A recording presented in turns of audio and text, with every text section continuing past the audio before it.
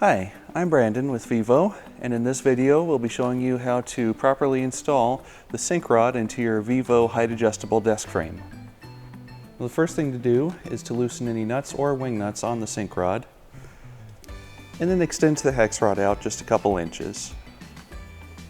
Now slide the hex rod into the leg, and on the end of the rod, for most of our desk frames you'll notice a small ring. The rod needs to be inserted far enough that that ring is touching the leg. If you see a gap between the ring and the leg, then it's very possible that the rod will not be engaging with the gears in the leg. So it's important to watch this part.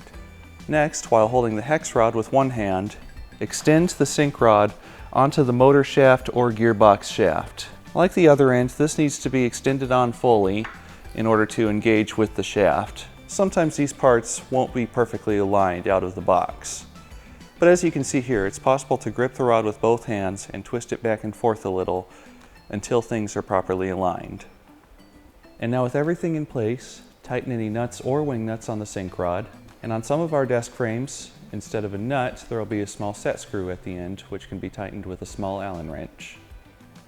Now if the rod wasn't installed fully at first and the legs have gone out of line, then simply loosen the sink rod from one side, operate the motor or hand crank to even out the legs, and then reinstall the sink rod, making sure everything is fully seated.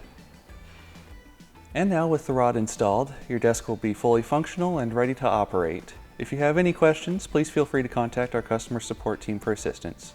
Thank you for watching.